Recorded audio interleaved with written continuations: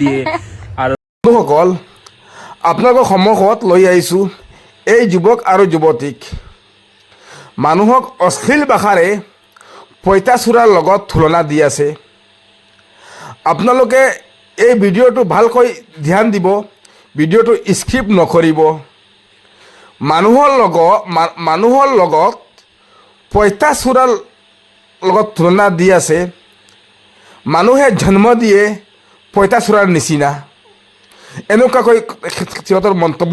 আপোনালোকে ভিডিঅ'টো স্কিপ নকৰাকৈ ভিডিঅ'টো ফাৰ্ষ্টৰ পৰা শেষলৈকে আপোনালোকে চাই থাকিব। আৰু যোৱা কেইদিনমান আগত চুমি আখতাৰে যি অশ্লীল ভাষাৰে অসমীয়া তুলনা কৰি গালি পাৰিছিল, সেইটোৰ কাৰণে আমিও সমৰ্থন নাছিলোঁ।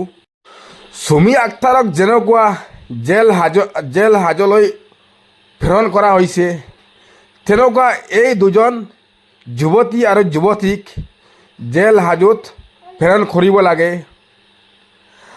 অসমৰ শৃংখলা বহুত বেয়া হৈছে এনেকুৱা মানুহৰ কাৰণে। এই যুৱক আৰু যুৱতীয়ে যি অশ্লীল ভাষাৰে মুখৰ ব্যৱহাৰ কৰিলে আৰু মানুহৰ পঁইতাচোৰাৰ লগত তুলনা কৰিলে, মানুহে ল'ৰা ছোৱালী জন্ম দিয়ে পঁইতাচোৰাৰ নিচিনা। আমি পুলিচ প্ৰশাসনক অনুৰোধ জনাইছোঁ, এই যুৱক আৰু যুৱতীক সোনকালে জেল হাজতলৈ প্ৰেৰণ কৰে।